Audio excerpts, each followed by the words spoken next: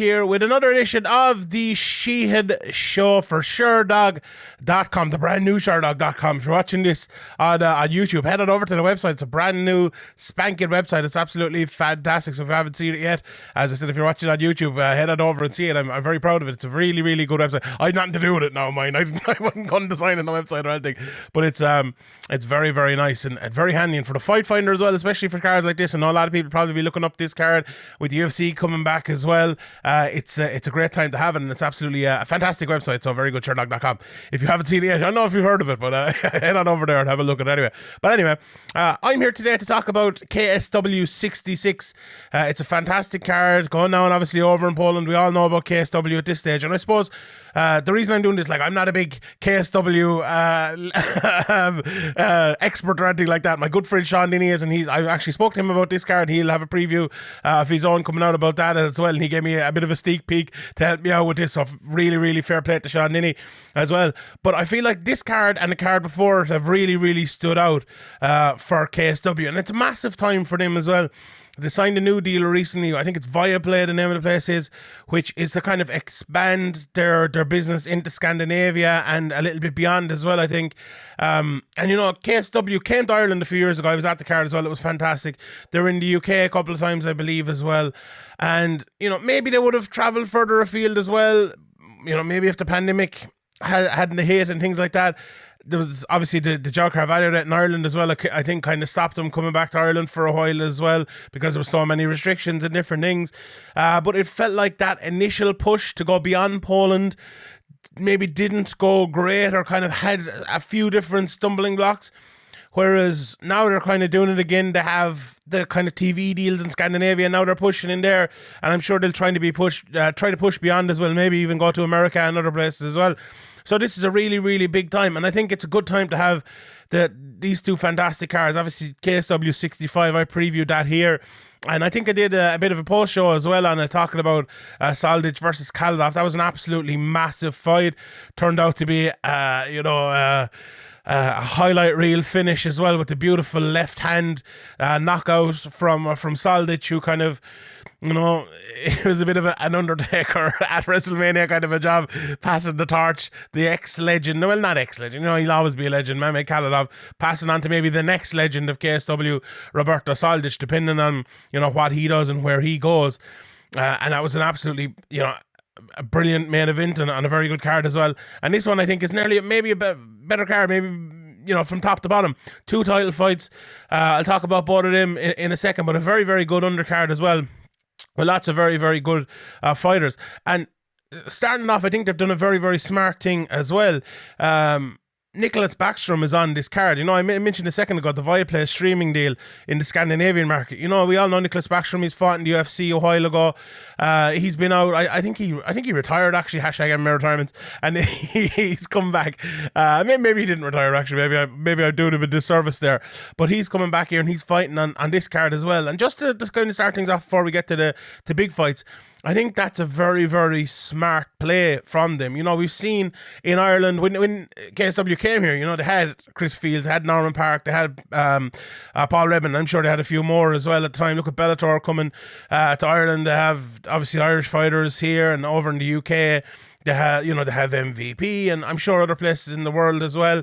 It'd be good, and maybe it's a little bit easier to do that on, say, what my friend called once, the mid-Atlantic archipelago here of Ireland and the UK, as well as, you know, Central or Eastern Europe, just because the UFC maybe have a lot of the talent in America, or will pick up a lot of the talent in America when they see it. So maybe it's easier in some ways to pick up some of the talent here that can main event cards, that can, you know, be put in front of 9,000 or, you know, what was the KSW, 40,000 people, I think, in one of their cards as well. So I think it's a smart way of doing it. I think KSW are very, very good at doing that.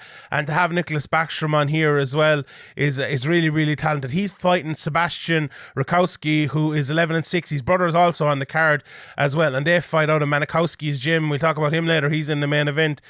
So that's very, very interesting. You know, Sebastian's a very talented kickboxer. He's right up there towards the top of the lightweight division in KSW. So if Backstrom comes in there, gets a win, he is maybe a headliner for them, maybe if they go to Sweden, but in that market, in the, fighting out the All-Stars gym with Gustafsson and Ilir Latifi and all of those lads, it's, is Ilir Latifi there? Maybe he's not, but Gustafsson's gym anyway. It's a very, very good gym over there. That's a big thing for them. And then the other brother as well, Lukasz Rakowski, he's also on this card as well. And he's fighting Donovan Desmae, who, a lot of people probably know Donovan Desmae from his time in Cage Warriors, and he almost won the title. A lot of people think, sorry, I have a bit of a cough, it's just getting away from me. He almost won the title against Agi Sagdari, if memory serves me correctly, and a lot of people did, thought he won that, including himself. I remember having a bit of a back and forth with him on Twitter, and it was a very, very close fight. I can't remember who I scored it for, but it was one of those ones, you'd understand if it went anyway. But I think he's had one fight in KSW so far, and this is his second one coming in here now as well. So he's a very, very, very good fighter, and we haven't even got to maybe the top 3 fights yet, and those 2 fights, I think, they have a lot of meaning, and are very, very good fights, and I'm looking forward to both of them as well. And when you have someone in one of the top 2 fights like Mankowski, and you have other people in from his gym as well, I think that's a smart play as well. Sometimes we watch the UFC cards, we watch maybe the big Bellator cards, and actually Bellator is a little bit different, but the UFC, and we don't really think about how they put the card together. Sometimes, okay, if like Conor McGregor fighting maybe Artem Lobov back in the day would have been on the card, and Chris Avila and from the Diaz side of it as well, or the odd time you would see it, right? And you do see it from the UFC, I suppose. They do it, but maybe we don't see it where they have the very top. If it's Holly Holm at the top of the card, maybe there should be another couple of Jackson Wink fighters on it. That's something that's very, very evident and very clear in places like KSW and Cage Warriors and other places as well. And that's very much what they have here. So I'm looking forward to seeing the two of those, the two brothers, and also Desmae as well. I'm a big fan of Desmae. I think he's a very, very good fighter. It's funny, he's probably one of the best fighters in Europe, and he comes in and, what has he lost these last 2 in a row? It's tough around here when you're fighting Cage Warriors and KSW. There are no easy matchups, especially when you're a very, very good fighter like Martin Lewandowski and the boys. They're not going to give you an easy fight, and I know you all know Ian Dean isn't going to give lads easy fights over in Cage Warriors. So it's very, very interesting that one. I suppose the next big name before we get to the top 3 on this card is Tomasz Romanowski, or Romanowski even. He's 14-8, and he's always fun to watch. As my friend Sean Denny told me, he's the winner of the KSW kind of version of Tough back in 2020, and he's become a bit of a star since then. So he's one definitely to look out for. He's fighting Krystian Kaszubowski, who's 9-2. He's 4-2 under KSW, and his only losses are to Michal, who is right up there at the very top of the middleweight division, and also Roberto Soldic as well. He's a very, very good wrestler, heavy top pressure and all of that as well. So Romanowski is more of a boxer maybe, and he started out doing jiu-jitsu, but has turned into more of a striker. So that's a fun one there, and he is definitely maybe a name to watch out for with star potential over in KSW if you're tuning in for the undercard there. Some of the other fights before we get to maybe the top 3 main fights on this card, and this card is kind of moving around. I looked in a couple of different places. I'm looking at the one in Sherdog here, so I'll take the Sherdog last for being right. But this card is kind of moving around a little bit as well. Patrick Sordun is fighting David Martinak, both of 5 wins on their record as well. Kasper Kizorbeski is fighting Hubert Simadaya, and you could see this whole card over on Sherdog as well anyway. So but Graskan Sedansky against Francesco Marica. Apologies again for ruining all these names. Wojciech Janusk is fighting on this card as well, and there's a good few undercards here, undercard fights on this card as well. But the biggest one of all is Michal Materla. he's been around for a long, long time fighting in KSW. One of my favorite fighters to watch there. I think he's absolutely fantastic. He is back with KSW Intaway. I think it was their sister promotion. He fought on his last. There's lots of different like BKB promotions and EFM and other things popping up over in Poland and over in Eastern Europe as well. And Materla went and he fought for one of them, but it's his first fight back and he's fighting in his hometown, so that's very, very interesting. You know, Materla, he has wins over the likes of Husimar Palhares in Kindle Grove, so you know, not only beating the best over in Poland, but beating the best that's kind of come from the UFC. Palhares maybe thrown out from a few places and went over there, and he ended up beating him. So you know, Materla is very, very good. Anyone who's seen Materla fight, it's very easy to know what kind of fighter he is, I suppose. A really good striker, throws lots of shots and can knock you down and in on the ground. You know, he's guillotine, he's very good submissions, he's absolutely fantastic there. He's taking on Jason Radcliffe from England. He has 25 fights under his banner, and I watched a bit of him this morning. He's a kickboxer. Like, what if you look at a bit of him and look at a bit of Materla, you probably think this is going to be a good fight. He'll take one to give one. He also fought in KSW 64, I believe, and he knocked out Artur Ozymkowski in the first round. So there could be another big knockout here on this one. So I'm really looking forward to it. Like, as I said, anyone who's seen Materla before will probably want to see Materla again, so it should be fun. And I'm looking forward to seeing that one here on next Saturday night, I believe it is. Then we get to the top two, and the two title fights are absolutely fantastic. The main event, the lightweight title fight, is up for grabs. And in the co-main event, the light heavyweight title is up for grabs. So it's one of those ones where you know, either of them maybe could have headlined this, but it is the lightweight title that goes for. We'll talk about the light heavyweight title first, and obviously the champion there is the long-time champion, Tomasz Narkun. He's defending his title for the 6th time. He's I believe the longest reigning KSW champion. He's held it since October 2015. He's a member of the Berserker fight team in Szczecin, so it's a hometown fight for him as well. He's very, very good submissions, triangle choke, he's a guillotine, big power. Watching some of his fights, it's funny. You watch, I said it about the other fight there a second ago, but you watch him and you watch a bit of his opponent, Ibragim Chuzhigaev, who is coming over from Russia from the ACA promotion. It's funny. The last fight, maybe I got it wrong. In the last preview, I described Kaladov as a bit of like a Dan Henderson, where he's looking for that big shot to just kind of knock you out. He's way more light in his feet. I think that was probably a bad comparison by me. I think the better one is for Narkun. He just stands there.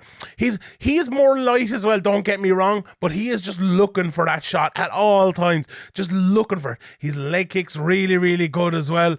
I'm watching some of Shugazagayev, or Ibrahim, I will call him here so I don't ruin his name. His kickboxing game is very, very good too. He's very good. Heavy hands, submissions as well, and his leg kicks. I think this could be a battle, because if you look at Narkun, he kind of fights in that range where he can land a few leg kicks, but he also take a few, I think, from that position. And Ibrahim's leg kicks are just phenomenal. He just looks dangerous. You know, he's one of those lads you're like, you don't have to see him fight for too long to realize what he is. He's a dangerous, dangerous fighter, and he'll try to hurt you with everything. And you know, Narkun has been a champion for a long time for a reason. He's no mug. He's a very, very good fighter. Honestly, it reminds me of that Bellator fight from a while back, the light heavyweight championship fight, where, you know, there was the big underdog in the fight, and I was like, oh, he's a pretty good fighter, and he knocked the light heavyweight champion out of that one. I was like, well, I don't get he lost. I think this could be one of those ones as well.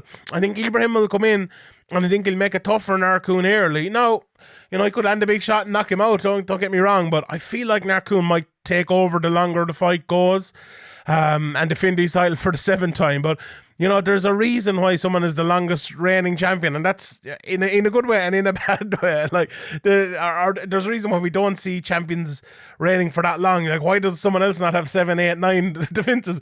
Well, You know, it's not that easy to defend titles in mixed martial arts, especially at KSW, with lots of, you know, in the light heavyweight division, there are lots of light heavyweights and lots of heavyweights as well. So, this is a tough fight for Narkun, a very, very tough fight, and I think it'll be a very tough fight for him early. And the longer it goes, I would fancy him to take over a little bit. But it's a very good, very, very good fight, and I'm looking forward to it.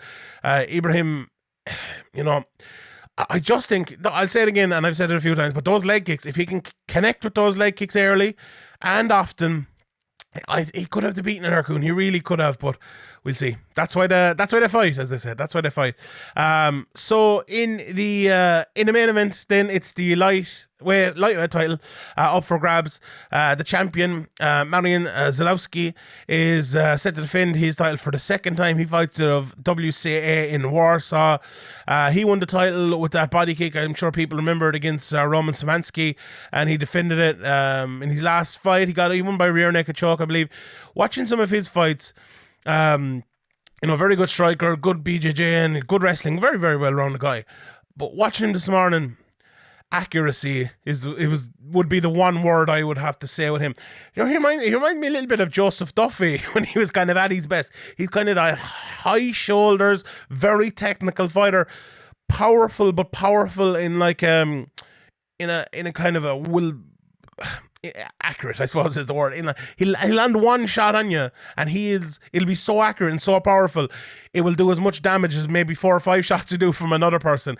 And I think that's all you really need to know about him. If you look at any of his fights, that's the way he fights. Very accurate, and not just accurate when he strikes, accurate takedowns on the ground as well. He wraps people up very, very well. But I think the best part of his game is that accuracy, and is that ability to land maybe a shot that most people wouldn't land, or to drag you into a place, or give you maybe a false sense of security to think you're doing well, and then he'll land a beautiful jab, a snapping jab right down through the middle, or a right hand directly behind it. Really, really good fighter. He's the sort of fighter that I like. You know, I like fighters like that. I like accurate, you know, smart, intelligent fighters, and he's absolutely one of them. But he is fighting a very, very tough opponent here. He's fighting Borys Mankowski, who is 31 fights deep in his career, drawn one of them, 122 of them. He's a former KSW welterweight champion, and he's the guy who main evented KSW 39, which I mentioned earlier. Thanks for my good friend Sean Denny for reminding me as well. Was the second biggest MMA show in history in terms of fans, with 58,000 in Warsaw against Mamed Khalidov. He fought there. And if you look at him, you know, good boxer. I think he's a BJJ black belt as well. He's a training partner of Gamrot, Matthias Gamrot, who is obviously fighting in the UFC at the moment, and doing very, very well. And he's the last man to beat Marcin, the champion. So he will be, you know, well able to, you know, to have prepared for him. He's won last 3 in a row. He's coming off of wins against former champions Marcin Vorowski and Artur Sawinski, Martin Vorshak even, and Artur Sawinski. I panic when I see these names written up here in front of me. I was like, did I take these notes? Did I? But the one thing about him, pace. I wrote down 2 words: accuracy for Marcin, and for Borys, it's pace. He is non-stop, go, pace all the time, whether it's his strikes, whether it's his wrestling. And he is a guy who will, for me, I haven't watched a couple of his fights. Now, maybe he doesn't do it in every fight, but I've gone back and watched a few of his fights this morning. It's the pace of the strikes to get into the pace of the wrestling, if you know what I mean. I think he does a lot. He sets up everything to set up his wrestling, if you know what I mean. He will strike with you for a while, but he will wrestle with you and get you to the ground. He just looks so comfortable as well. He'll take your back in a second on the ground and make it very, very uncomfortable for you. So that's the type of guy that Mankowski is. And if you look at those two styles, the accurate, take your time, slow-paced fighter, but in a very, very good way, against the fast-paced, no time, straight away, I'm going to close this now. Those are 2 very, very interesting opponents to take each other on, and there's a very, very interesting melding of the styles there. And who will come out on top? I suppose we'll have to tune in on Saturday night to find out that one. But as I said, overall a really, really good card. When you see Materla on the undercard, when you see Romanowski on the undercard, and then you have 2 title fights as well, you know it's going to be tops, you know, as they say around here. So I'm really looking forward to it, and I'm looking forward to seeing it as well. Give my friend @DinnyRants over on Twitter a follow. He's brilliant for all the Eastern European stuff, KSW, FM and all of that. Way better than me. So please follow him as well. You can follow me at ChonGNBA as well if you like it over there. But if you haven't yet, please hit subscribe, please hit the like, please leave a comment in the comment section below. Visit Sherdog.com as well. And 3 Sheehan shows a week, so we're coming into the new year here now. All the PFL, Bellator, UFC and all starting back like that, so I will have lots of chat with all of that. And big Bellator card as well coming to Ireland, so I'm sure I'll have a few interviews with a lot of the main players and that here on Sherdog.com as well over the next, I think it's 7 weeks until that card. So I'm looking forward to that. It should be absolutely fantastic. Happy New Year to everyone. My name is Sean Sheehan for Sherdog.com, and I'll see you all next time.